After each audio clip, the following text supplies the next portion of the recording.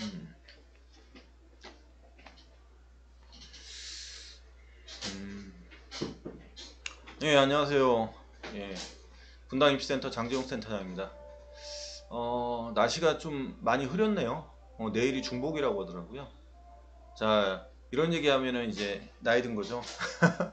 자, 시간이 좀 이렇게 조금씩 가고 있고, 오늘 7월 20일이고요. 그 다음에 전체적으로는 자기소개서가 늦지도 않고 그렇게 빠르지도 않은 것 같아요. 무슨 얘기냐면, 학생들 같은 경우 자기소개서를 처음 쓰겠죠. 여기 뭐, 심지어 재수생들이 들어와 있는 경우 아니면은.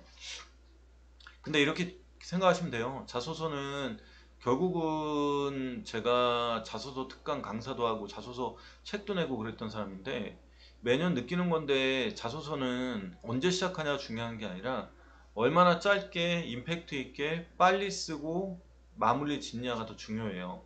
자소서 때문에 한 달, 두 달 가는 경우도 봤고 심지어는 1학기 내내 자소서를 건드리는 학생도 있는데 제가 학기 초에 그런 얘기 많이 들었거든요. 자소서는 언제 쓰는 게 맞냐? 그러면 저는 기말고사 끝나고 3학년들은 7월 말 8월 초에 한번 몰아쳐 쓰고 재수생들은 8월 15일 이후 예전에 이 투스는 청솔학원이라는 학원으로 이름을 달고 있을 때 청솔학원 계열의 한 10군데 정도 되는 재수학원의 학생들 중에 자소서 쓸 학생들을 미리 선별해서 8월 15일 날 광복절에 한 학원을 모아요. 그다음 거기서 제가 이제 이렇게 온라인으로 강연을 해요. 한 군데 찍으면 다른 강의실 학생들이 대기하고 있는 거예요.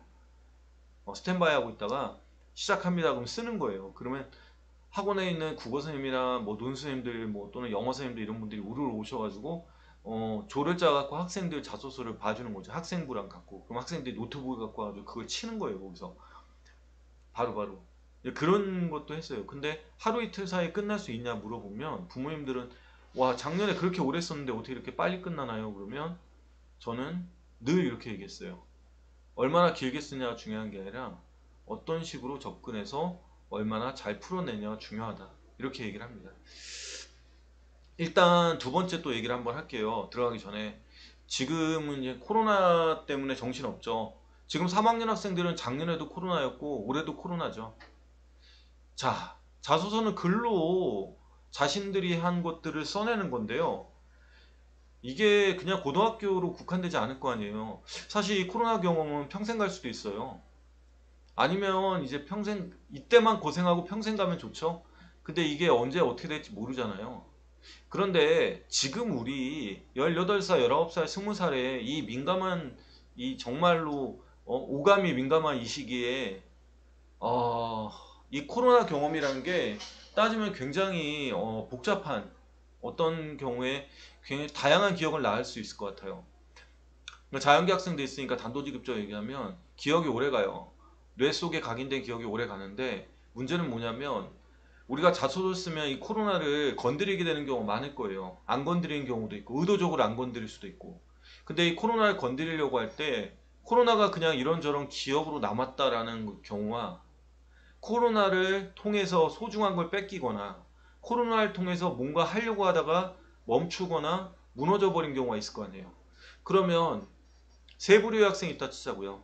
코로나를 그냥 기억으로 갖고 있는 학생, 코로나를 통해서 뭔가 소중한 것을 뺏기거나 크게 피해를 입은 경우, 코로나로 인해서 뭔가를 하지 못하거나 그로 인해서 어떤 영향을 받은 경우, 이런 세 가지 경우가 있을 때 그냥 기억으로 남고 그거에 대해서 글로 쓰는 건 자소서 읽는 사람들한테는 식상한 경험일 거야, 식상한 경험. 작년에 지금 20살의 학생들, 즉 본인들의 고등학교 선배들이 그걸 썼을 수 있을 거 아니에요. 그걸 또 쓰려고 하면 정말 잘 써야 돼요. 그 다음 두 번째, 코로나를 통해서 뭔가 잃거나 뺏긴 게 있어요? 그럼 이렇게 할 거예요. 그럼 그거에 맞서서 싸워야 되지 않겠나? 또는 그거를 극복하려는 노력을 기울이면서 본인의 역량을 보여주거나 본인이 어떤 성장이나 성숙을 한다는 걸 드러내는 게 맞지 않나? 이런 거예요. 쉽게 말하면 자소서는 두 가지 잊지 마세요. 역량을 보여주는 것과 성장하는 것. 이 두 가지예요. 고등학교 1학년과 2학년, 2학년과 3학년, 심지어 3학년과 재수생이 달라야 되는데 뭐가 달라야 되냐, 뭐가 차이가 어떤 차이를 가지고 있어야 되냐 그러면 결국은 개인의 역량을 보여주고 그 역량이 어떻게 성장하는지를 드러내는 거예요.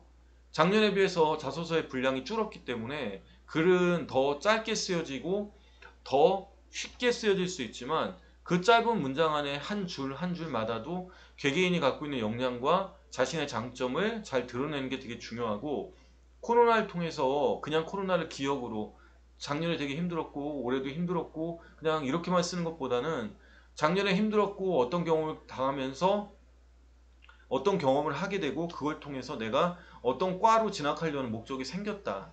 그 과로 진학하려는 목적이 생겼을 때 그 목적을 통해서 내가 이루려고 하는 건 이런 것이다. 라는 것을 드러내고 자신의 역량이나 성장, 뭐 정신적 성장도 있고 어떤 학문적 성장 또는 공부에 대한 성장도 있겠죠. 그런 것들을 드러내는 게 중요하다 생각합니다. 제가 서두에 코로나 얘기하는 건 이유는 학생부가 상당히 다 그쪽으로 많이 맞춰져 있어요. 눈에 보이는 게 그거고 매일 부딪히는 게 그거고 지금 나는 마스크를 쓰고 있을 수도 있어요. 그러면 그거를 자소서에다 드러내는 것은 흔한 얘기에 또 흔한 얘기를 얻는 건데, 그럼 식상하다고 느낄 거면 그 외에 다른 경험을 내도 돼요. 하지만 사람이 쓰다 보면 특히 이번에 자소서에 타인과 공동체를 위해 노력한 과정을 써라라는 것은 그 경험을 넘어서기가 쉽지 않은데, 그 경험을 쓸 거면 조금 더 다르게 접근을 해보라 이런 얘기예요. 무너져서 코로나를 통해서 자기가 하고 싶은 걸 못하거나 자기가 계획했던 게 무너졌을 때 그걸 나는 어떻게 지금 생각하고 앞으로 대학에 가서 그걸 어떤 식으로 극복할 것이냐. 의료 현장에서, 경영 일선에서, 그 다음에 기술 현장에서, 아니면 또 다른 자기의 꿈을 글로 드러낼 수 있고 기술로 드러낼 수 있고, 또는 대학을 진학해서 의학, 약학, 한의학, 수의학 이런 모든 광범위한 분야에서 자신들의 역량을 드러낼 수 있는 것들을 보여주라는 뜻. 그런 의도로 얘기한 겁니다. 자, 다 아는 얘기들은 빠이빠이 치고 넘어갈 거예요. 학생부 종합전형에 대한 간략한 얘기를 드리면, 작년에 비해서 학생부 종합전형에 학교별 인원이 감소했어요. 그래서 학생들 상담하다 보면 작년엔 됐는데요 이런 얘기를 하면 저 같은 경우 학생부 종합전형에서는 작년보다 인원이 많이 줄었습니다 라고 얘기하고요. 그럼 조금 더 보수적으로 봐야 되겠죠. 작년에 예를 들면 이런 내신과 이런 경험을 가진 학생이 합격했는데 올해는 되나요? 그러면 작년보다는 조금 더 불리하다고 생각하시고 지원하는 게 어떠냐라는 얘기를 하죠. 인문계열 같은 경우는 반대로 학교장 추천이 많이 생겼기 때문에, 학교장 추천은 교과 전형이에요. 자소서가 필요 없습니다. 그러니까 그런 전형을 쓰는 경우는 자소서 양이 줄 거예요. 그러니까 작년보다 자기소개서의 빈도라든가 아니 그러니까 제출 횟수, 그다음 제출하는 학교가 줄 거라고 생각하고요. 반대로 특목고 자사고는 오히려 자소서, 그러니까 추천을 쓰기가 힘들기 때문에 자소서를 쓰거나 학생부 종합전형을 쓰는 경우가 더 많아질 수 있다 이렇게 생각됩니다. 그리고 일반고 학생들이 적게 지원하니까 지원 장벽은 약해질 수 있다 이 정도 생각하고요. 자연계열은 전공 적합성을 포괄적인 계열 적합성으로 인식할 필요가 있습니다. 이거 왜 얘기하냐면요, 학생들이 무슨 활동을 했으면 반드시 그 전형으로만 쓰려고 하는데 생각을 돌리는 걸 요구하는 거예요. 쉽게 말하면 수학과 물리를 잘한다 그랬을 때 그게 반드시 전자전기나 기계공으로 귀결될 거라 생각하지 않습니다. 저는 조금 쉽게 얘기하면 수학과 물리를 잘해도 기계공이나 전자전기 말고 다른 과를 찾을 수도 있어요. 건축을 찾을 수도 있고 또 원자핵을 찾을 수도 있고, 반대로 생각하면은 지구과 관계에 대한 과를 쓸 수도 있고 수없이 많은 선택지가 있어요. 그러니까 그런 것들 생각을 좀 하셔야 돼요. 자, 그 다음에 자소서와 추천서가 폐지되는 학교가 좀 있습니다. 교대가 그렇고 고려대와 서강대와 외대 같은 학교가 그렇고, 그런 것들은 학생들에게 지원할 때 조금 더 문턱이 얕아지는 느낌이 들긴 하지만, 문턱이 약해지는 것과 즉 자소서를 안 써도 된다는 것 때문에 해방감을 느끼는 것과 합격하는 건 좀 다른 문제고요. 그로 인해서 오조준을 해가지고 학생들이 쓰지 말아야 될 학교나 학과를 쓰는 경우도 생기니까 그런 것들은 좀 주의를 했으면 좋겠습니다. 쉽게 말하면 경쟁률이 올라갈 수 있다는 얘기예요. 자, 그 다음에 최저 기준이 존재하는 학교와 존재하지 않는 학교 이런 것도 한번 생각을 해봐야 되겠죠. 자, 그 다음에 자, 쭉 해서 앞에 자소서를 어떻게 써야 될지 앞서가지고 잡다한 걸 빨리빨리 설명할게요. 학생기록부 자소서를 요구하는 학교가 자소서가 있는 학교고, 그 밑에 자소서가 없는, 표기가 안 돼 있고 학생기록부만 돼 있는데, 즉 학생부만 반영하는 학교들이 좀 많아졌다 이렇게 생각하면 됩니다. 대표적인 교대 말고도 고려대가 대표적이고요. 서강대가 그렇죠. 그 밑에. 자, 그 다음에 단국대, 그 다음에 한국외대, 이런 학교들이 어차피 자소서가 많이 없어지거나 작년에도 없었는데 올해도 없거나 이게 아니라 올해 없어진 학교고요. 나머지 학교들은 뭐 교대들도 있다가 없어졌죠. 자, 그 다음에 자소서 작성 전에 이건 기본적으로 알아두자예요. 자, 자소서가 전부는 아니다. 대놓고 자소서 특강 앞서서 이 얘기를 하는 이유를 먼저 짧게 설명해 드리면, 옛날부터 많은 논쟁거리가 있었어요. 무슨 논쟁거리냐면, 도대체 자소서와, 지금은 없어졌지만 추천서가 학생부 종합전형 당락에 어느 정도 영향을 주느냐에 말이 많았어요. 학생들도 그렇지만 이거를 전문가라고 불리는 저 같은 사람들도 제각각 달랐거든요. 근데 저는 늘 그렇게 얘기했어요. 학생이 6개의 수시 전형을 썼을 때 여기는 충분히 나한텐 상향 지원이고 내가 여기를 될까 하는 학교가 있고, 이 정도는 해볼만 하다가 있고, 아 여기 정도면 내가 혹시 모를 일에 대비해서 낮춰 쓴다는 느낌이 들 때, 이 정도, 즉 이 정도면 적정하다와 좀 낮춰 쓴다는 학교 있죠.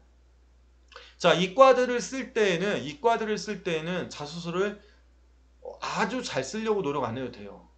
근데 상식적으로 자기가 누가 봐도 상향 지원이고, 학교 선생님이든 컨설턴트들도 너 여기 되게 높게 쓰는 거야.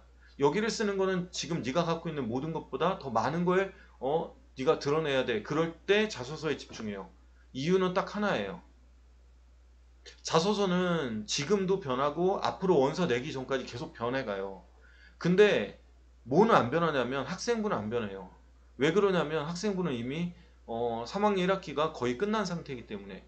그렇기 때문에 자소서를 바꾸는 것으로 어느 정도 될 거라 생각하는데, 상향 지원 추세에다가 이 흐름이 바뀌면 아까 제가 서두에 말한 것처럼 계속 바꿔요, 자소서를.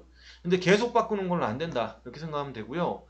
그래서 자소서는 따지면은 자기가 학생부가 최고, 그러니까 무조건 학생부가 우위예요. 학생부를 무조건 잘 만들어야 되고요. 학생부에 있는 내용을 자소서에다가 옮기는 걸로는 소용이 없는데, 문제는 그 정도만 돼도, 자소서가 그 정도만 돼도 붙는 경우는 내가 볼 때 충분히 이 학교는 서류상 강점이 있다는 학교는 그 정도만 써도 되고, 만약에 내가 상향 지원이다 그러면 그 이상의 무엇인가를 보여줘야 돼요. 자, 그래서 약간 모순적으로 자소서는 빨리 임팩트 있게 끝내고 기간을 길게 가지 말라는 저희 주장과 지금 제가 한 말이 충돌날 수 있어요. 하지만 문제는 뭐냐면, 제가 한 말 중에 이건 있어요. 상향 지원이라고 할 때 자소서를 잘 써야 된다는, 내가 상향 지원일 때 뭐라도 해보겠다라는 마인드 정도 이상을 갖지 말란 얘기예요. 문구 하나하나 단어 하나하나 바꾼다고 해서 그게 큰 영향을 줄 거라 생각하지 않습니다. 선을 그으면요. 자, 여기 알아두시면 되고요. 자소서는 학생부와 좀 다릅니다. 이제 좀 이따 설명을 드릴게요. 자, 자기소개서는 학생부 종합 전형에서 우리가 쓰는 유일한 글이다. 무슨 얘기예요? 학생부는 교사들이 쓰잖아요. 자소서는 내가 쓰고, 고등학생 경쟁자와 차별성을 적극적으로 드러낼 수 있는 글이다. 잘 쓸 때. 중요한 건 잘 쓸 때. 재학생은 서류에 간략 처리된 거. 무슨 얘기예요? 학생부나, 지금은 없어졌죠, 추천서는. 학생부에 간략하게 나와 있는 것을 내가 이만큼 했는데 학교 선생님이 요만큼밖에 표시를 안 할 때 이만큼을 보여주는 그런 식의 자소서가 돼야 돼요. 쉽게 말하면 자소서라는 게 자기가 갖고 있는 것 100%를 그대로 보여준다 보단 좀 다른 의미로, 학교 선생님들이 그 긴 내용들과 내가 엄청나게 노력한 내용들을 짧게 압축적으로만 결과를 보여준다면, 자소서는 그 내용의 과정과 원인과 과정을 보여준다, 이렇게 생각하면 돼요. 아시겠죠? 그러니까 학생부에 있는 내용을 쓰는 게 맞습니다. 하지만 학생부에 있는 내용들이 너무 간략하기 때문에 그 학생부에 있는 내용들의 과정과 원인을 쓰는 것, 이게 자소서라고 생각하시면 돼요. 자, 그 다음에 N수생들이 혹시 듣고 있을 수 있는데, 고3 때 썼던 것보다 좀 더 나아지게 써야죠. 1년 더 있었는데. 아니, 활동은 안 변해요. 고등학교 재학기간 중이라고 제한돼 있으니까. 근데 뭐가 나아져요? 글쓰기에 나아져야죠. 제가 명확하게 얘기할게요. 두 번째, 제가 중간중간 하는 거 잘 메모하세요. 인문계열은 글 잘 써야 돼요. 자소서. 다시 얘기합니다. 인문계열은 글 잘 써야 돼요. 아니, 좀 전에 문장이랑 한 줄 한 줄에 너무 집중하지 말라고 했잖아요. 그거는 한 단어가, 예를 들면 소모된다는 단어를 시간이 쓰인다를 소모된다, 이렇게 바꿀 수 있어요. 또는 왜 때려야 뗄 수 없는 이런 단어도 오타내는 건 당연히 다 피해야 되고요. 아니 왜 맞춤법이나 이런 거에서 어려운 표현도 있잖아요. 그런 건 다 맞춰야 되고 그 다음에 문제는 뭐냐면 우리가 한자어를 써서 한국어로 즉 구어체로 좀 약간 문어체지만 구어체스러운 문어체로 쓰는 거를 한자어로 바뀌는 식으로 해서 표현을 조금 고난도로 할 수 있는데 그 정도로 한다 하더라도 큰 영향은 없을 거란 얘기예요. 다만 구어체로 하든 문어체로 하든 읽는 사람이 볼 때 재밌고 빨리 읽게 되면서 글을 격조 있게 좀 높게 썼다 잘 이런 표현이 들겠어야 돼요. 반면에 자연계는 내용 전달이 더 우선이고요. 사실 전달과 학생이 배우고 느낀 점 정도 그러면서 동시에 주관과 객관이 섞인 글이지만 정확한 표현과 주어 수어의 그 다음에 어느 정도 조화 주어와 수어가 맞아야 되죠. 그러면서 어느 정도의 문장력만 있으면 충분합니다. 자연계 학생들이 글을 너무 잘 쓴다면 오히려 대필에 그런 의심을 사게 되죠. 자소 대필해달라는 분들이 자꾸 계신데요. 그런 분들은 저한테 의뢰하시면 안 됩니다. 대필 안 해줍니다. 가끔 정말로 넘지 말아야 될 선을 자꾸 넘으려고 하는 부모님들이 계신데 그러지 마세요. 그런 사람들은 쓰는 사람들도 되게 고통스러울 거예요. 불법이니까. 그죠? 그러니까 서로 그렇게 하지 말고 쓸 수 있는 제한 학생이 70을 쓸 수 있으면 80 정도가 맞지 100을 쓰게 하면 안 돼요. 100을 쓰는 건 대신 누가 써주는 걸 거예요. 아니에요. 자, 그 다음에 고교 재학 기간 중에 한정돼서 씁니다. 자, 쓰지 말아야 될 것들은 이거 자소서 학생들 수시 모집 요강 다운받으면요. 맨 뒤쪽에 연세대 예를 들게요. 연세대 뒤로 가다 보면 40페이지, 50페이지 넘어가면 학생부 종합전형 자소서 위에 첫 페이지에 뭐냐면 자소서 첫 페이지가 뭐예요? 기재, 금지 가이드라인이 다 써 있어요. 그거 한번 읽어보시면 돼요. 쓰지 말아야 될 것.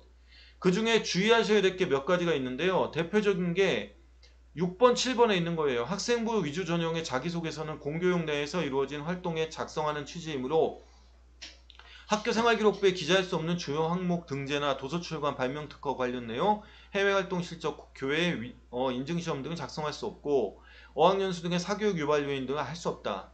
학생부 전형의 자기소개서는 지원자 본인의 강점을 부각시키기 위해 작성하는 것이므로 지원자의 성명, 출신 고교, 부모의 실명을 포함한 사회 경제적 지위, 아버지가 병원에 근무하여 이런 표현 쓰면 안 돼요. 어머니가 학교에서 근무하시고 학교에서 학생들을 가르치다 돌아오시면 이것도 안 돼요. 자, 아버지가 뭐 예를 들면 세종로에 있는 청사에서 근무하시고 이거 안 되는 거죠. 자, 암시하는 내용을 기재할 경우 그러니까 부모님과 관련된 것도 쓰지 마세요. 자기 자신에 대해만 쓰세요. 자, 작성을 금지합니다. 라는 거 한번 읽어보시면 좋겠습니다. 자, 필요 없는 거 빨리빨리 넘어갑니다. 자, 유사도 검증 안내인데요. 제가 자소서를 저한테 누가 의뢰할 때 제가 두려운 게 뭔지 아세요? 저희가 자소서를 어느 정도 많이 첨삭을 해봤냐면 지금 뭐 컨설팅 하는 분들 보면 참 저는 귀엽죠. 그분들이 나이가 많건 저보다. 왜냐하면 제가 이게 이 분당 청소학원 뿐 아니라 이투스라는 회사가 좀 독특했어요. 과거에 이제 D학원이나 M학원 같은 경우 재수하는 학생들한테 자기소개서를 쓰는 것에 대해서 그렇게 그다지 큰 영향력을 행사하지 않았던 관심 없었던 시절에도 이 학원은 학생들을 정말 500명, 600명씩 모아놓고 자소서를 쓰게 하고 학생부 종합전형을 쓰는 학생들을 모아서 썼어요. 그 당시 이제 뭐 고려대니 연세대에 있던 특기자 전형과 학생부 종합전형, 그 당시 입학사정관 전형이라고 불렀어요. 그런 것들을 쭉 쓰게 했거든요. 그 당시부터 학생들이 모여가지고 첨삭을 하는 거면 쓰면 저한테 다 갖고 왔거든요. 왜냐면 제가 하는 일이 2014년부터 진학지도 쪽으로 많이 기우면서 학생부의 학생들의 자소서를 봤어요. 그러면 도저히 못 쓰는 학생들이 있거든요. 도저히 못 쓰는 학생들이 있으면 울라불라 이렇게 쓰라고 얘기를 해줘요. 어떻게 쓰라. 그러면 학생들이 받아 적어요. 근데 그도 안 되는 학생이 있는데 도저히 옛날에는 그랬어요. 얘가 빨리 자소서를 내야 될 때는 그냥 제가 다 초안을 잡았어요. 옛날에요. 지금 아니에요. 근데 문제는 사람 기억이 오래 가거든요. 제가 말씀드렸잖아요. 장기 기억으로 간데 내가 그러면 이런 얘기를 지금 누군가에게 또 할 수도 있다는 얘기예요. 그러니까 결국은 자기소개서를 쓴다는 건 학생이 쓰고요. 그 학생이 치밀하게 고민을 하고 그 다음에 아이디어를 제공하거나 도저히 안 될 때 그리고 너무 글이 밋밋하거나 재미가 없거나 기승전결해서 결이 안 될 때에는 결을 못 맺을 때에는 어떤 힌트를 주죠. 그러나 그런 것들도 유사도에 주의하셔야 돼요. 이거 학교에서 전화 옵니다. 학교에서 전화 와요. 실제로 어떤 학생이 쓴 어떤 자소서와 유사도에 걸렸어요. B 수준만 돼도 전화 와요. 입증하라고. 소명해야 돼요. 소명 안 하면 불이익 당해요. 불합격으로 갈 수 있다고 생각하셔야 돼요. A 수준은 그냥 넘어가고요. B 수준은 생각보다 많아요. 왜냐하면 학교에서 동아리 같은 거 할 때 동일 동아리를 했던 선배가 썼던 게 걸릴 수는 있어요. 이게 재수생들 잘 기억하세요. 작년에 썼던 걸 올해 내도 됐는데 재수생들 문구가 달랐기 때문에 다시 써야 돼요. 재수생들은. 작년하고 올해 문구가 달라요. 똑같은 것도 있긴 하지만 1번, 2번이 뒤섞여서 달라졌기 때문에 똑같은 걸 내면 안 돼요. 근데 재수생들, 즉 졸업생들은 그냥 싱크로율 100%라도 넘어갔는데 재학생들 같은 경우는 지금 내가 쓴 게 유사도 B 정도에 걸렸다. 그러면 동아리라든가 학교에서 어떤 걸 했을 때 선배들이 대놓고 계속 똑같은 걸 해왔으면 나도 그렇게 될 수 있잖아요. 그러니까 그런 것들은 걸릴 수 있는데 그 정도의 소명은 할 수 있어야 돼요. 아시겠죠? 대필 해달라고 하지 마시고요. 대필 한 100만원, 150만원씩 불렀어요. 작년, 재작년에도 그 얘기 계속 저한테 들렸거든요. 신고하세요, 그냥. 한 사람들. 그렇게 하지 못하게 하세요. 그렇게 해서 붙으면 학생이 대학을 가서 잘 다닐 거라 생각 안 하는데요. 그렇게 해서 자식들이 대학을 들어가는 걸 원하시지 않을 거라 생각합니다. 저는 부모님들이. 자, 그 다음에 이런 것도 안 된다라는 거 얘기했고요. 자, 이거는 대학에서 실제 공개한 거니까 이런 것들 하면 안 된다. 자, 자, 그 다음에 1번, 2번, 3번을 본격적으로 들어가 볼게요. 자, 빨리빨리 하겠습니다. 작년하고 올해 비교 한번 볼게요. 작년은 총 4문제고요. 3개만 쓰는 학교도 있었어요. 이화여대가 대표적이었죠. 3개 쓰기. 근데 올해는 아예 3개가 됐어요. 그럼 2개 쓰기 하거나 3개 쓰기 하는 학교도 있겠죠. 자, 먼저 문항 볼게요. 고등학교 재학 기간 중에 진로와 관련하여 어떤 노력을 해왔는지 본인에게 의미 있는 학습 경험과 교내 활동을 중심으로 기술해 주시기 바랍니다. 몇 자? 1500자. 자, 지금 작년에 학습 경험이 있었어요. 1번에. 근데 여기 2번에 들어가 있죠. 그 다음에 교내 활동 있었어요. 자, 이거 잘 보면 두 개 결합되어 있는 걸로 보이죠. 자, 되게 수준 낮게 설명하면 이렇게 할게요. 작년에 1번, 2번 합친 거야. 근데 그게 뭔 의미가 있어요? 지금 우리 애들한테. 지금 고등학교 3학년만 든다고 쳐봐요. 작년이 무슨 의미가 있어요, 우리한테? 작년에 우리 학교 안 다녔어요? 자소서 안 썼어요? 그 의미 없어요. 다시 생각하세요. 단 재수생이 있다면 의미가 달라지겠죠. 그쵸? 재수생들이라면 뭐예요? 학습 경험 작년에 1번이구나. 교내 활동 2번이구나. 이렇게 되는 거죠. 재학생이면 아무 느낌 없어요. 그런데 이게 논리학 강의도 아니고 제가 이 얘기를 좀 해볼게요. 학습 경험과요. 교내 활동은 좀 달라요. 학습 경험은 개인적일 가능성이 높아요. 단 동아리라든가 학교의 어떤 영재 관련된 학급 또는 어떤 학교 내에서 벌어진 교육과정 클러스터 같은 데서 실험이나 교과 과정을 통해서 얻게 되는 경험. 잠시만요.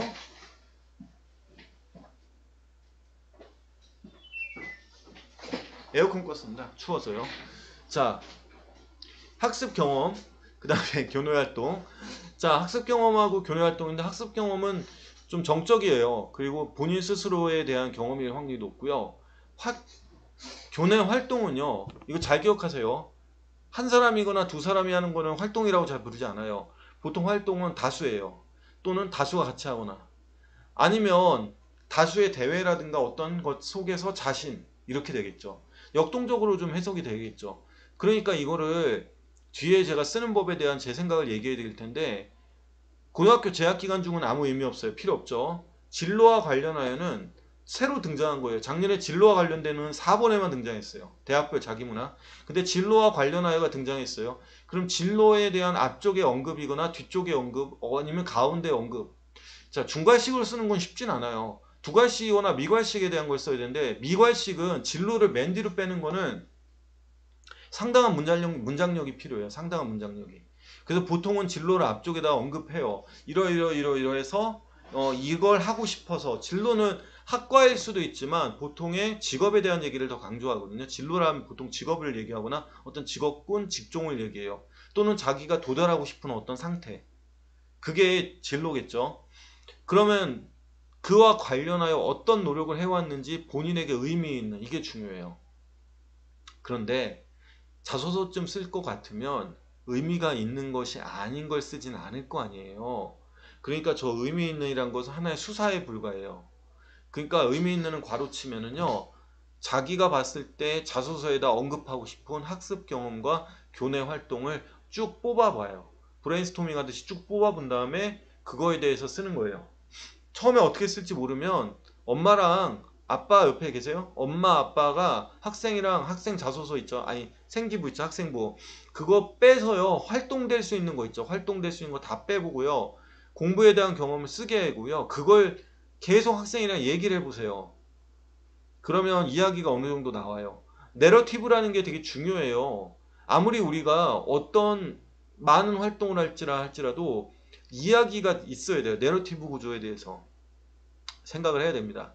자, 그 다음에 2번은 뭐가 달라졌냐면요, 작년에는 배려, 나눔, 협력, 갈등 관리 등을 실천한 사례를 써라 이렇게 돼 있거든요. 근데 올해는 아예 내용이 바뀌었죠. 문장이 뭐라고 바뀌었어요? 타인과 공동체를 위해 노력한 경험과, 좀 어렵네요. 공동체를 위해 노력한 경험과 이를 통해 배운 점. 앞에 1번 문장과 달라진 게 뭐가 있어요? 배운 점을 쓰라 라고 돼 있어요. 배우고 느낀 점을 쓰라는 작년 문구에서 벗어나서 약간 감정적인 것이, 약간 어떤 기술적, 쉽게 말하면 배우고 느낀 점을 써라 그러면 느낀 점에 어떤 방점이 찍혀요. 근데 배운 점을 써라 그러면 내용의 나열로 흘러갈 수 있는 조심스러운 점, 그런 느낌도 들어요. 배운 점이니까. 그래서 다시 얘기하면 2번은 사실 인성 부분이라고 불리는데 그렇게 표현하지 말고요, 얘 고등학교 때 했던 걸 보고 대학교 들어와서 다른 사람들하고 같이 한번 합을 맞추고, 합이란 거 알잖아요. 같이 뭔가를 해서 뭐 조를 짜갖고 아니면 같이 팀을 이뤄가지고 프로젝트를 할 수 있느냐, 실험을 할 수 있느냐를 보는 거죠. 또는 어떤 면에서 보면 요즘에 많이 등장하는 호모 엠파티쿠스 있죠. 이타성은 둘째치고라도 공감을 갖고 있는 학생이냐, 이런 것들을 보려고 하는 거죠. 3번은 1번하고 또 부딪히는 부분이 생기는데, 1번에 작년에는 진로와 관련하여 말이 1번에 없었어요. 근데 1번에 진로와 관련하여 있죠. 그 다음에 지원 동기 있죠. 지원 동기와 진로와 관련하여, 또는 진로 계획과 지원 동기 두 개 묶고 진로와 관련하여는 서로 겹쳐요. 중첩돼요. 그러니까 1번에 있던 거를 3번에다가 다시 써야 될 상황이 벌어질 수 있어요. 그래서 이렇게 내면 안 돼요. 원래 3번은 좀 신경 써서 냈어야 되는데 학교들이 좀 그러지 못한 것 같더라고요. 자, 1번이 왜 중요하죠? 자소서에선 제일 중요합니다. 1번. 왜요? 저는 작년에도 재작년에도 맨날 했던 얘기인데요, 자소서를 2번 3번, 올해 2번 3번이죠. 작년에 치면 3번 4번 잘 안 읽을 거 수도 있다고 봐요. 왜냐면 1번이 작년 1번 2번을 집대성한 거예요. 합쳐놓은 거거든요. 그러면 공부를 어떻게 했냐, 너 고등학교 때 이렇게 했는데요, 너 고등학교 때 가장 열심히, 이거 잘 기억하세요. 안 되면 쓰세요, 학생들. 고등학교 때 했던 활동 중에 가장 기억에 남고 남한테 자랑하고 싶은 거 얘기해봐. 몇 개? 한 3가지만. 공부 어떻게 했니? 고등학교 때 했던 것 중에 가장 열심히 하고 가장 자랑스럽게 남한테 자랑할 수 있는 거 3가지 결합시켜. 이거잖아요. 1번으로 끝났네. 1번으로 끝났어요. 물론 2번 3번을 잘 못 쓰라는 게 아니에요.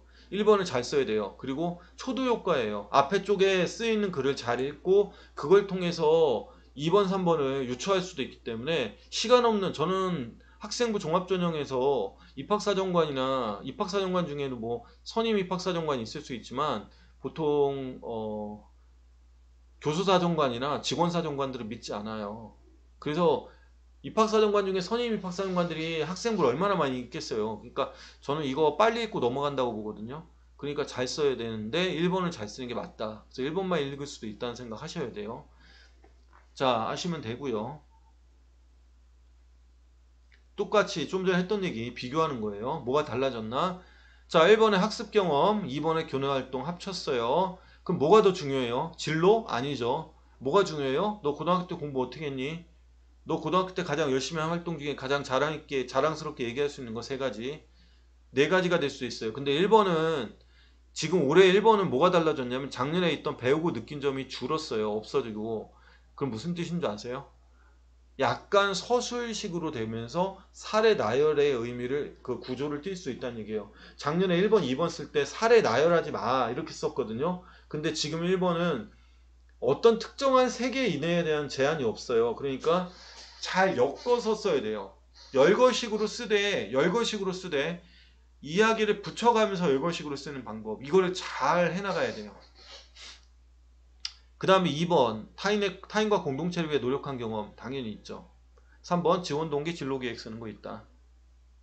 자, 지금까지 내가 what I do 뭐예요? what I did 내가 뭘 했는지도 중요하지만 뭘 배웠는지도 중요하게 생각하면서 계속 생각해 나가면서 썼으면 좋겠습니다.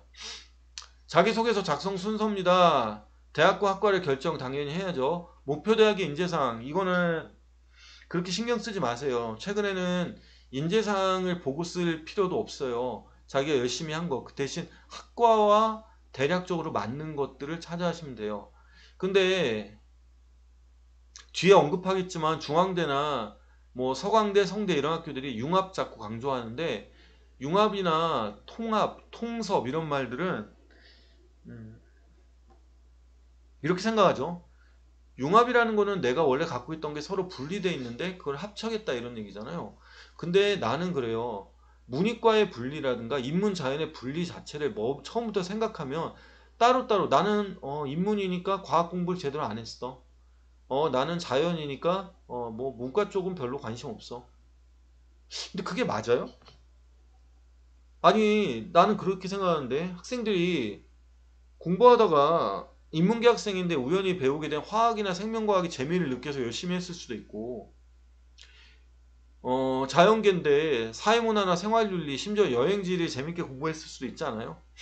이걸 뭐 꼭 결합시켜야 되나요? 분리되어 있는 걸? 그냥 자연스럽게 터져 나오는 그런 거니까 인재상이 요즘엔 계속 그런 것만 강조하는 쪽인데 그냥 다방면에 자기가 다 잘했다라고 생각하고 쓰세요. 학교 생활기록부에 기재 내용을 숙지할 거 당연히 그건 당연히 만들어야 되고요. 학과에 맞는 경험, 성공의 경험, 성장의 경험 이런 것들을 잘 생각해 보면 됩니다. 자, 1번, 2번, 3번 좀 전에 보셨죠? 1번 학업 역량과 전공 적합성을 드러낸다. 맞죠? 2번 인성, 공동체, 팀워크 이런 걸 보려고 한다. 3번은 좀 이따 보시겠지만 지원 동기와 노력한 과정을 쓰는 거거든요. 지원 동기는 전공 적합성을 드러내야죠. 내가 왜 이걸 하고 싶은데 이런 거. 그 다음에 활동과 향후 계획은 전공 적합성을 쓰는 거겠죠. 다 따로 놀면 안 됩니다. 캐릭터가 있어야 돼요, 학생. 이거 나중에 얘기할게요, 캐릭터. 자, 그 다음에 변화된 내용. 1번 문항과 2번 문항 구분하여 작성한 사례가 많았습니다. 작년엔 그랬죠. 근데 올해는 뭐예요? 합쳐요. 이게 뗄래야 뗄 수가 없어요. 자기가 말했잖아요. 앞에 서두 부분에 코로나를 겪었어요. 크게 충격을 받았어요. 코로나로 사람들이 죽어나가고 마스크 쓰고 다니고 우리 일상이 다 뒤집어졌어요. 그러면 내가 사회과학을 공부하고 싶었던 학생이라 진짜 사회학을 공부하고 싶어요. 코로나와 한국 사회를 통해서 드러난 게 뭐냐? 뭐 제도나 어떤 행정일 수도 있고 정부의 노력, 역할, 시민사회의 노력, 역할. 그러면서 동시에 빈부격차라든가 상공업자와 개인, 그러니까 쉽게 말해서 개인 자영업자와 기업, 그 다음에 남성과 여성, 그 다음에 경제적으로 부유한 사람과 가난한 사람들의 차이 이런 것들이 드러나지 않았냐? 그런 걸 봤을 거 아니에요. 그럼 그런 것들에 대해서 어떤 걸 통해서 자 이거는 되게 막연하게 떠오르던 걸요. 어떤 책을 읽거나 어떤 내용을 공부하면서 깨닫게 된 거예요. 그러면서 동시에 2학년 때 동아리에 들었는데 그 동아리가 사회과학 관련된 토론 동아리였어요. 그럼 주제를 그걸로 할 거 아니에요. 그러면서 활동을 통해서 자기가 공부했던 내용을 드러내는 거예요. 설문조사도 하고 뭐도 하고 그런 걸 통해서 탐구한 거예요. 이야기가 되잖아요, 이렇게. 그 다음에 자연과학도 마찬가지고 기술과학도 마찬가지예요. 내가 그렇게 하나 얘기를 해볼게요. 구글이라는 회사에 관심이 많았어요. 그래서 구글의 미래나 이런 책들을 읽고 구글이라는 회사가 그냥 유튜브 정도가 아니라 되게 큰 기업이고 미국에서는 구글이나 아마존 같은 경우는 하나의 거대한 공룡 기업이에요. 단순한 IT 기업 정도가 아니에요. 근데 구글이 코로나 상황에서 어떤 것들을 시도했어요, 기술로. 근데 그 기술이 사람들의 생명을 살렸어요. 거기에 충격을 받은 거예요, 예를 들면. 그러니까 구글도 그렇고 예를 들면 이럴 수 있어요. 스타링크처럼 뭐 테슬라에서 스타링크를 만든다. 그러니까 스타링크란 게 거대한 비행선을 하늘에 띄운 다음에 와이파이가 안 되는 지역에 와이파이를 공급하는 거예요. 그러니까 제프 베조스나 앨런 머스크 같은 사람들이 보통 인간들이 아니죠. 근데 그들은 기술자잖아요. 과학자가 아니에요. 근데 그런 것에 대해 감탄했지만 그 전에 우리가 19세기에 살았던 과학자들 있잖아요. 수업 시간에 볼츠만이라든가 그 다음에 그 당시에 살았던 뭐 테슬라라든가 뭐 이런 사람들의 기술자나 공학자들에 대해서 공부를 하면서 이런 것들이 결국 세계를 선도하거나 이런 위기 상황을 극복할 수 있다라는 생각들을 하게 돼요. 이게 공부하고 활동이 크게 다르지 않아요. 그쪽에 관련된 실험들을 할 수도 있으니까. 그렇지 않겠어요? 그러니까 이런 것들 알렉산드로 볼타가 전지를 만들었는데 그게 이 수소 2차 전지까지 확장되는 그 과정들을 한번 공부를 해보는 거잖아요. 자, 두세 가지 정도 작성해보고 하는 거고요. 그 다음 변화된 내용에서 2번은 과연 이 학생이 대학에 입학했을 때 원만한 인간관계를 만들 수 있는가? 떠나서 공동체에 대한 걸 물어보는 거니까 협동 같은 것들도 생각할 수 있는 거예요. 근데 최근에 코로나 때문에 봉사활동이 잘 안 됐어요. 원래 3번 소재가 봉사활동이었거든요. 근데 이 봉사활동이 글감이 많이 부족해져가지고 새로운 글감을 좀 고르긴 해야 돼요. 동아리 활동을 하면서 협동을 한 사례나 갈등을 빚었던 사례?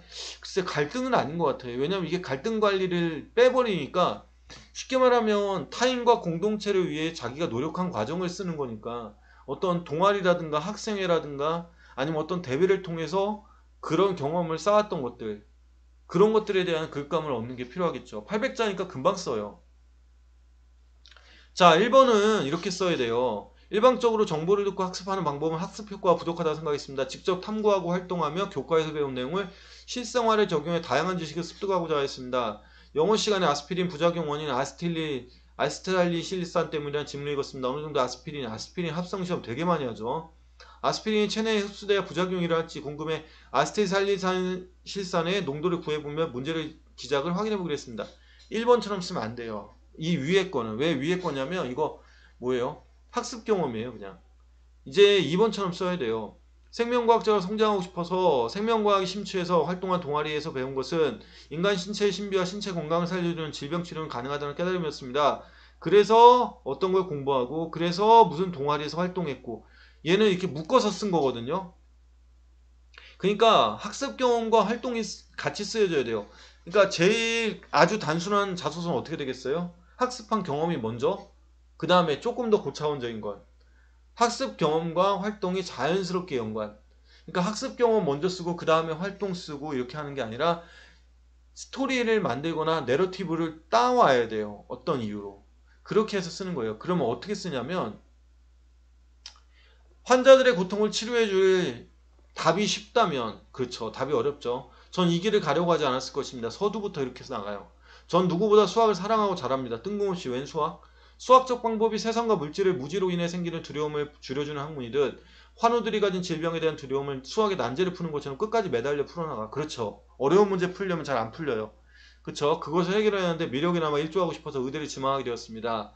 여러 임상 분야 중 제가 가장 지망하는 건 소아청소년과 소아암 치료입니다. 전 영상의학과 봉사활동을 통해 바로 처음부터 활동 들어가요.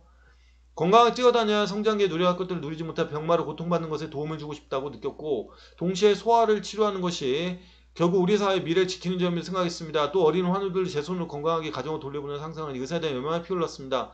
소아청소년과에서는 정확한 판단력과 엄청난 임상 자료를 학습하는 능력, 질병과 장기전에 대비할 끈기와 성실성, 각종 수치를 잘 다루는 수학적 능력이 필요합니다. 그래서 공부를 했어요.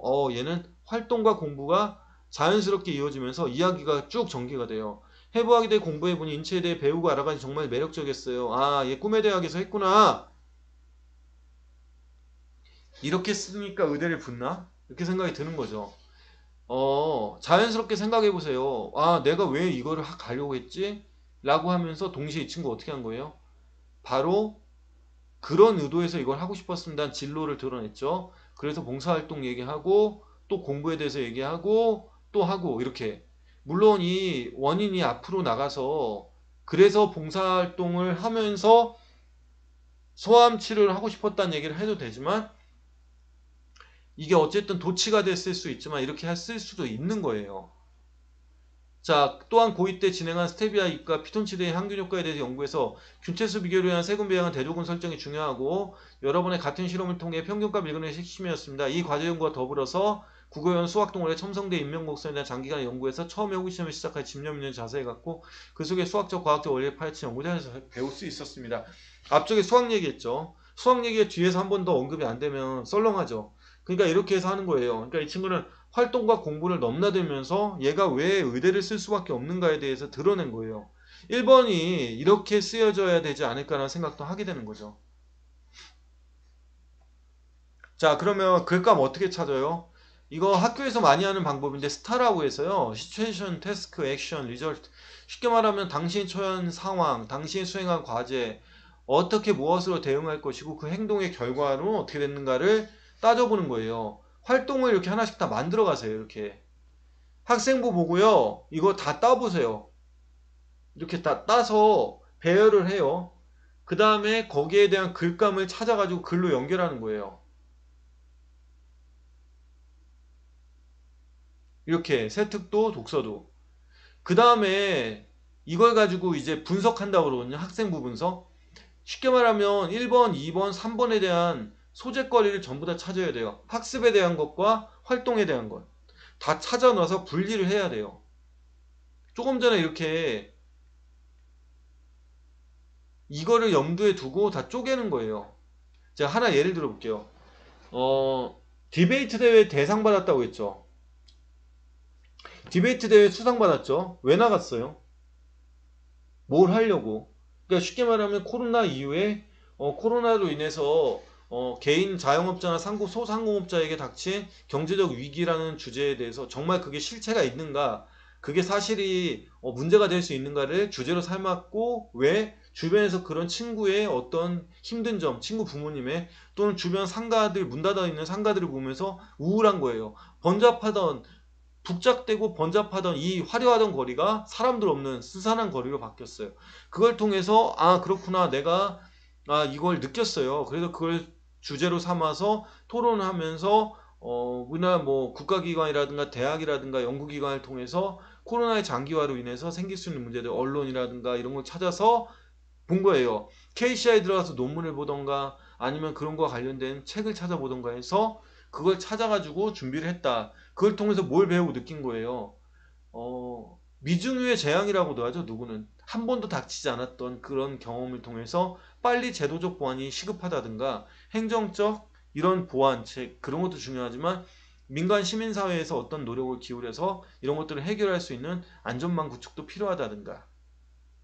그죠? 그 다음에 빅데이터죠. 내가 수학과나 통계학과 또는 데이터 사이언스를 지원하려고 하는 학생이에요. 그럼 그쪽과 관련돼서 이런 경제 위기 상황에서 어떤 인터넷 검색이라든가 구글링이라든가 다양한 네이버 검색망 통해서 인터넷 속에 등장하는 수없이 많은 제시어라든가 어떤 뭐 그냥 그런 거 있잖아요. 검색해 보는 것. 그 검색어를 통해서 나타난 대중 시민들의 심리를 읽고 그거에 맞춰서 어떤 것들을 뭐 하나의 마케팅 모델을 만들 수도 있고 아니면 그런 것들을 통해서 앱을 개발할 수도 있고 해결해주는, 그럴 수 있는 거잖아요. 아니 시급하게 병원을 찾거나 아니면 여러 가지 뭐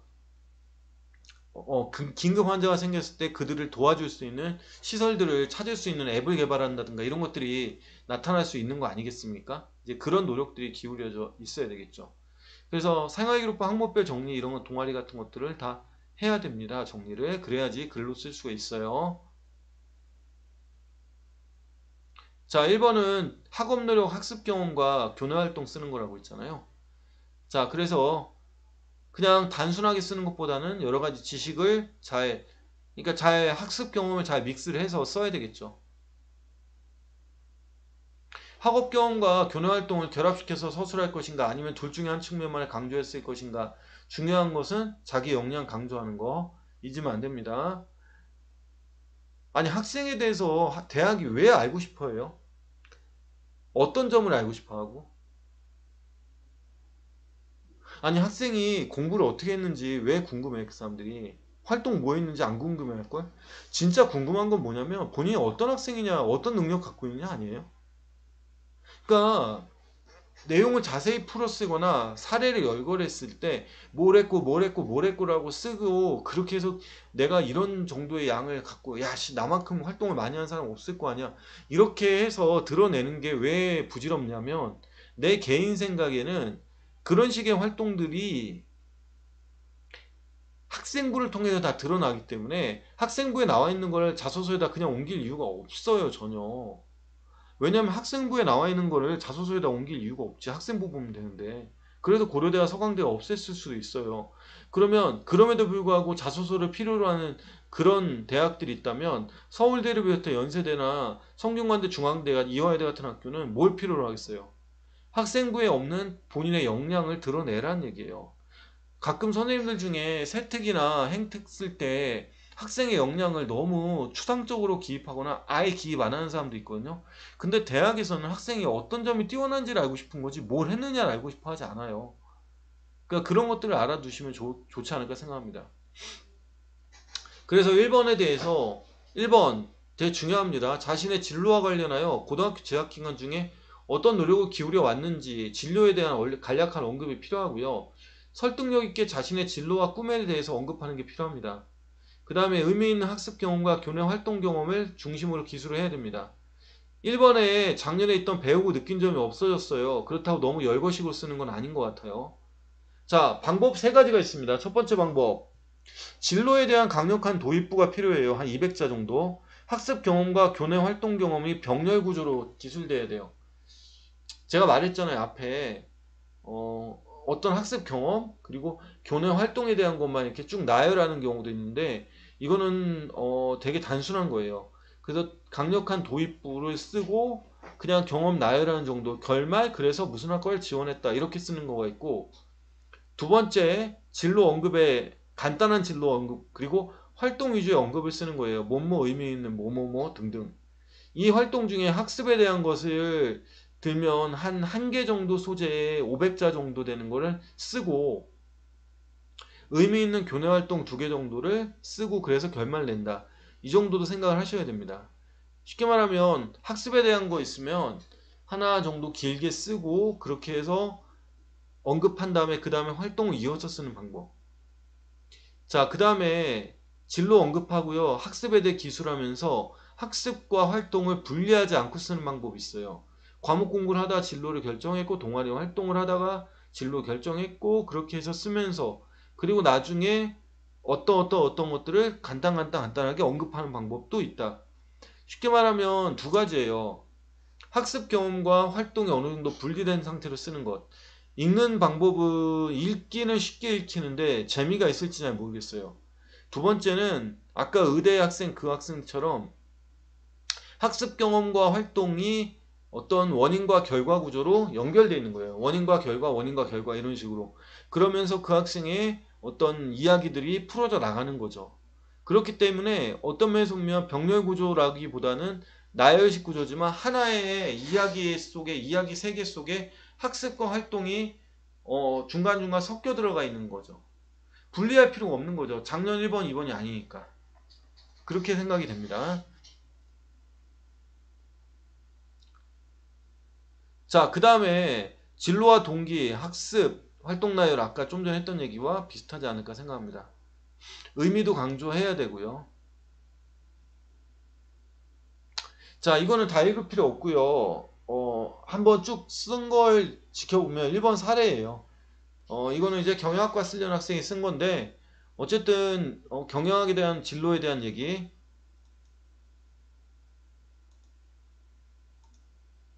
이 부분이 진로일 거 아니에요. 이 부분이. 그죠? 진로에 대한 부분 그 다음에 어떤 진로에 대해서 쓰면서 동시에 그렇게 해서 난 동아리에 들어갔다라는 내용들이 여기 이렇게 들어가는 거죠. 그냥 이렇게 생각하세요. 이렇게 쓰는 것도 가능한데 활동 위주가 돼요. 학습은 언제 쓸래? 이런 얘기가 나오는 거죠. 그죠?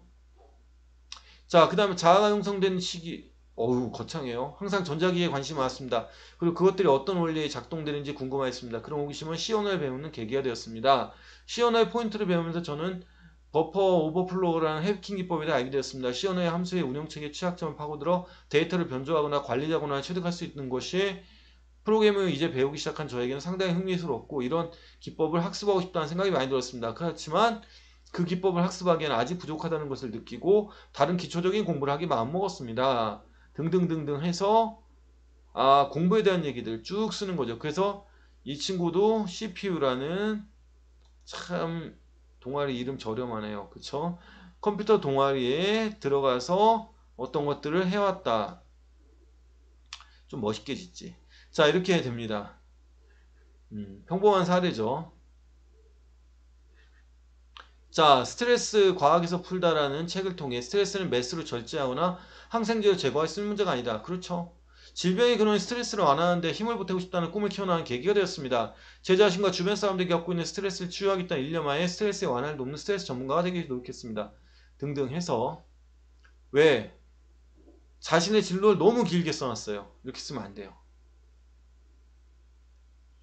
자, 그 다음 2번은 짧게 할게요. 개인 인성 드러내는 측면과 공동체 측면 중 다수와 주체 관계가 더 중요하죠. 쉽게 말하면 개인과 개인 간의 관계가 되게 중요하고 그 속에서 내가 느낀 점, 배운 점을 써야 되겠죠. 자, 그 다음에 지나치게 착하고 선한 것처럼 쓰기보다는 왜 그렇게 행동을 했는지가 더 중요해요. 이거 활동 쓰는 건데요. 봉사활동이라든가 각종 어떤 활동 속에서 자기가 타인을 위해서 노력한 과정을 쓰는 거잖아요. 이런 말 있어요. 아프리카에 병원을 설치해 주는 게 중요해요. 학교와 기술 전수기관 설치하는 게 중요해요. 이게 왜 얘기하는 거냐면 이거 작년 3번 쓸 때 제일 제가 싫었던 게 뭐냐면 봉사활동한 것들이에요. 근데 봉사활동이나 학교 내에서 어떤 갈등이 생겼을 때 자기 자신은 문제가 없고요. 다 애들이 이상해요. 주변 애들 다 이상해. 근데 내가 나서서 해결했어. 믿겨져요? 나 안 믿겨지는데? 그 다음 두 번째, 봉사활동 가면 왜 이리 아픈 사람들, 왜 이렇게 비정상이라고 표현하면 안 되죠. 왜 이렇게 불편한 사람들이 많죠? 그런데 내가 나서서 그들을 도와줘서 그들이 제대로 됐어요. 자, 나는 믿지 않아요. 특히나 이거 읽는 어른들, 즉 사정관들도 그걸 좋아하지 않아요. 그래서 저는 작년에 3번을 크게 중요하게 생각 안 했는데 어쨌든 자소서가 문항이 3개에서 2개로 줄었잖아요. 공통문항이. 2번 쓰는 것도 중요하죠. 오스카 와일드가 했던 말로 대신할게요. 시에 온정이라고 들하죠. 우리가 뭐에 기부하고 뭐에 노력하고 봉사하고 시에와 오만은 동전의 양면임을 잊지 말라는 유명한 얘기 있어요. 쉽게 말하면요. 내가 전지전능하는 신도 아니고 나는 문제없고 다른 애들 다 이상하다 이런 식으로 접근하지 마세요. 아셨죠? 그래서 스스로 깨지고 배운 것 그리고 자기가 다른 사람들과 맞추면서 뭔가를 느낀 점을 써야 돼요. 배운 점을. 근데 800자밖에 안 되기 때문에 굉장히 무미건조한 글이 될 수 있는데 잘 써봐야 되겠죠. 기승전이 있어야 돼요. 원인이 있어야 돼요. 왜 그런 행동을 했는지. 활동이 짧게 있어야 되고요. 배운 점을 써야 돼요. 원인, 내용, 배운 점.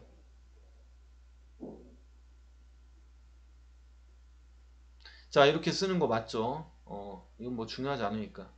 과학실험 동아리 프리즘에서는 다수의 부원들의 관심사에 따라 생명, 화학 중심의 실험이 주로 진행되었습니다. 자연스레 물리에 관심을 가지고 있는 소수 친구들은 동아리 활동에 소외되었고 원하는 실험과 활동에 도전할 기회조차 부여받지 못했습니다. 어느 누구 하나 소외되지 않고 물리화학, 생명과학 등등에 했습니다. 그래서 동아리 부장 선거에 출마했고 그래서 프리즘 동아리의 부장이 된 다음에 어떻게 했습니다.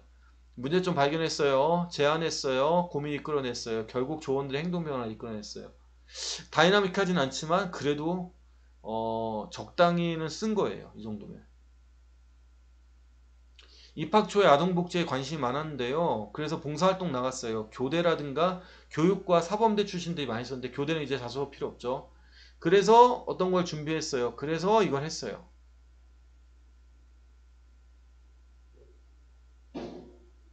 2번은 크게 중요하지 않습니다. 3번은 문항 이거 보시면 되고요. 제가 이거 수다방 밴드에다 올려놓을 것 같긴 하거든요. 안 올려놓을까? 올리지 말아야 될지 올려야 될지 모르겠네. 자소서는 개인 어떤 글도 있어서 하여튼 고민을 좀 해볼게요.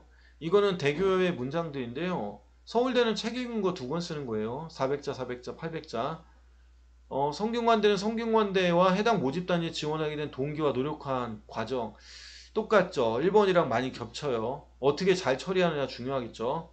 연세대 마찬가지 비슷해요. 좀 아쉬워요. 중앙대. 그래, 좀 다르다. 추가적으로 학생부의 기록 내용 중에 지원자의 우수성을 보여줄 수 있는 사례. 1번, 2번에서 쓰지 못한 우수성을 드러낼 것. 그래, 중앙대처럼 해야 되겠죠. 이거 말고도 많습니다. 자, 자기소개서 노래 3번 작성하는 거 한번 읽어보시면 되고요. 지원 동기. 대학 인재상은 잘 모르겠어요, 아직도. 자, 그 다음에 경영학이 기업 이윤을 확증하는 과정을 연구하는 학문이라면 이윤 획득도 중요하지만 그 과정이 사회 전체의 행복 증진과 소외된 인간의 삶을 어루만지는 한 가지 이루는 공감 경영을 내 손으로 실현하기 위해 최고의 경영학과를 찾아 연세를 지원하게 되었습니다. 지원 동기 있었잖아요. 지원 동기. 경영학과를 1번에 썼다면 3번에 대학도 이름까지 건드렸죠. 경영과 공감을 접목하는 계기는 등등해서 사회 문제에 대한 대응하는 새로운 시각을 만나게 된 소중한 경험이었습니다. 등등 썼죠. 그래서 블라블라 해서 블라블라 했습니다. 이렇게 전개해 나가겠죠. 근데 이제 너무 키웠죠. 앞쪽에. 그죠?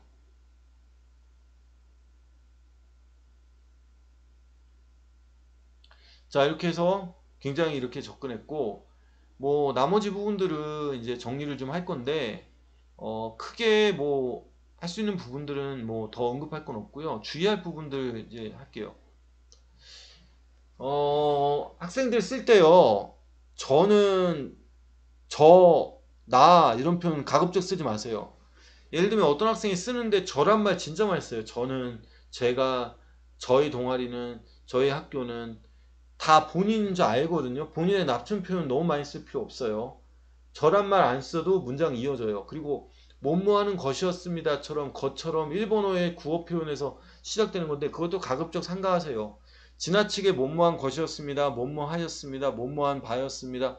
이런 식의 표현들은 글을 읽는데 생동감도 떨어지고 너무 오래된 표현으로 비춰지니까. 자, 그 다음에 지금은 지원 동기나 이런 것들이 다 사라졌기 때문에 의미가 없어요. 이번은 홈페이지에 있는 거 갖다 쓰지 마세요. 그냥 자기 생각으로 쓰세요. 투박하더라도.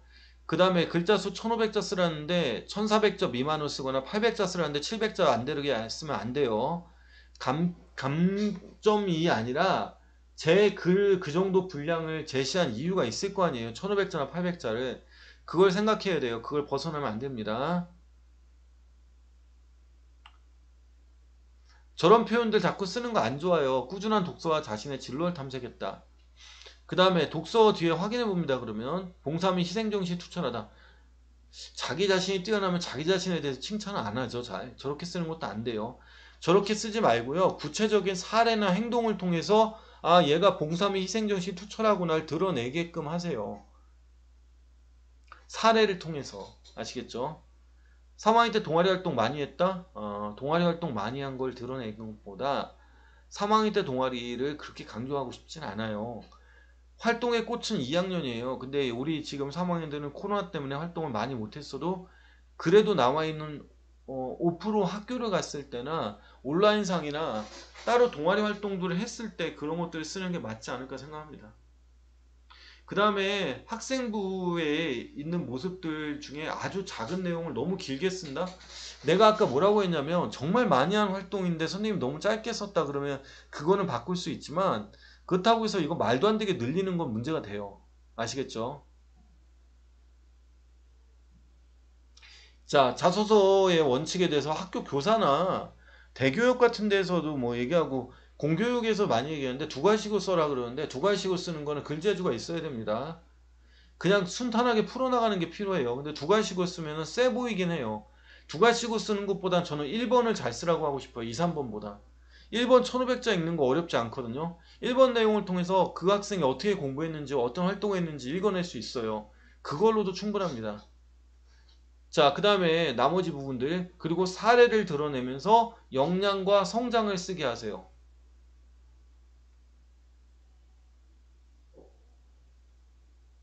힘있게 쓰세요. 힘있게. 저 붙여주세요라고 아니 어떤 학생이 학생부를 자소서를 썼는데 제발 좀 붙여주세요 3번에다 이렇게 썼어요.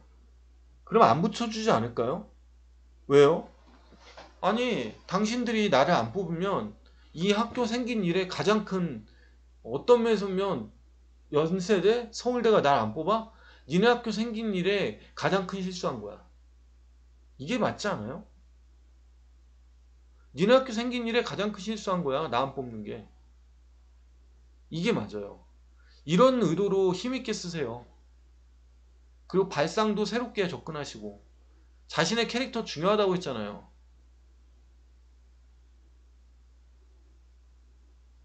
확실히 캐릭터를 남기세요. 제가 얘기할게요.